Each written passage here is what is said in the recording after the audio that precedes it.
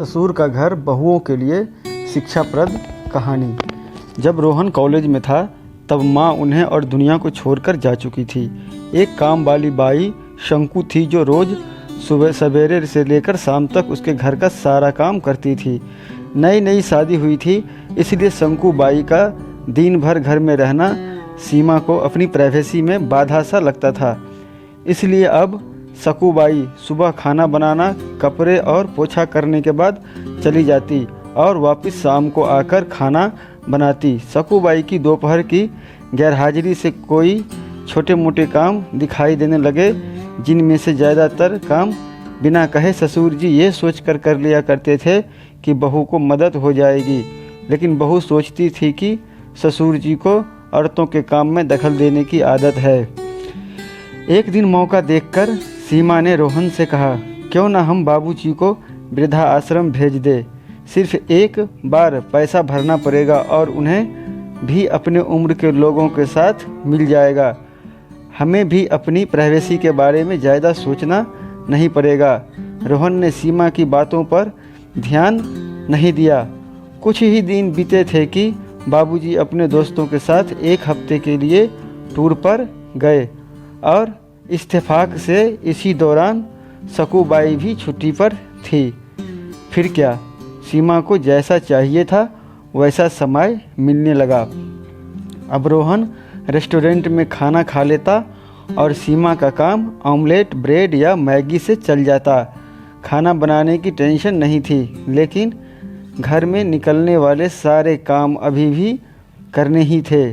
ससुर जी की गैरहाजिरी में सीमा को एहसास हुआ कि वह बिना कहे ही जो काम कर लिया करते थे उनसे कितना फ़र्क पड़ता था। छोटे मोटे लगने वाले यह काम भी काफ़ी समय और एनर्जी लेने वाले थे। कुछ दिन बीतने के बाद एक दिन रोहन सीमा को कहता है, चलो आज कहीं बाहर घूमकर आते हैं। सीमा बड़ी खुशी खुशी सज धज कर बाहर घूमने के लिए तैयार हो जाती है। रोहन सीमा को अपने घर से 4 किलोमीटर दूर एक चौल में लेकर आता है। एक आदमी रोहन के हाथों में एक चाबी देता है। रोहन उस चाबी को लेकर चौल का कमरे का दरवाज़ा खोलता है। कमरा खुलते ही 2 रूम वाले उस छोटे से अंधेरे से भरे घर के अंदर रोहन सीमा को लेकर जाता है और कहता है, कैसा लगा तुम्हें हमारा नया घर? रोहन कहता है, हम अगले महीने से इसी मकान को भाड़े से लेकर रहेंगे अलग और अपनी प्राइवेसी का मज़ा लेंगे। अभी मेरी आमदनी के हिसाब से हम इसी को अफोर्ड कर सकते हैं। रोहन का यह व्यवहार सीमा के समझ में नहीं आया। वह चौंकते हुए कहती है, हमारे पास इतना बड़ा घर है, फिर क्यों हम भाड़े से रहेंगे? रोहन उसे टोकते हुए कहता है, सोच समझकर बोला करो, वह घर हमारा नहीं है, वह माँ बाबूजी का है। तुम्हारे पास 1 महीना है सोचने के लिए कि तुम्हें आगे क्या करना है। दोनों वहाँ से वापस अपने घर लौट आते हैं। पूरे रास्ते सीमा के दिमाग में तरह तरह के विचार चल रहे थे।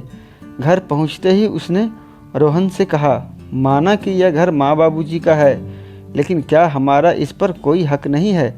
रोहन ने कहा, बिल्कुल है, लेकिन माँ बाबूजी के बाद जब तक वह है तब तक तो नहीं। अगर तुम्हें हक समझ में आता है तो तुम्हें जिम्मेदारियाँ भी समझ में आती होगी। सिर्फ हक के बारे में सोचकर और अपनी जिम्मेदारियाँ भूलकर स्वार्थी होना क्या भला अच्छा होता है? सीमा के पास रोहन के इस सवाल का कोई जवाब नहीं था। वह सोचने लगी कि उसने अपने क्षणिक सुख के स्वार्थ के इतने नीचे गिरकर ऐसी घटिया सोच अपने दिमाग में आनी दी। उसे मन ही मन पछतावा होने लगा। सीमा रोहन से बोली, मुझे माफ़ कर दीजिए, मैं सच में स्वार्थी हो गई थी, मुझसे बहुत बड़ी गलती हो गई। रोहन बोला, तुम्हें पछतावा हुआ, मेरे लिए यही काफ़ी है, मैं तुमसे नाराज़ नहीं हूँ। बेटे और बहू का यह वार्तालाप सुधीर जी दरवाजे पर खड़े होकर सुन रहे थे। उन्होंने आसमान की तरफ देखा और बोले, भाग्यवान तुम धन्य हो जो तुमने ऐसे बेटे को जन्म दिया है।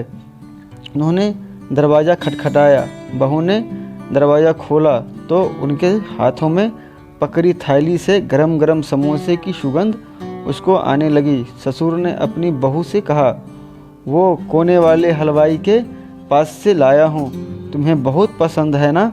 सीमा को अपने ससुर के प्रति विचार और ससुर के उसके प्रति प्यार, उन दोनों का फ़र्क समझ में आते ही उसके आँखों में पश्चाताप के आंसू और चेहरे पर अपने परिवार के प्यार के कारण मुस्कान आ गई।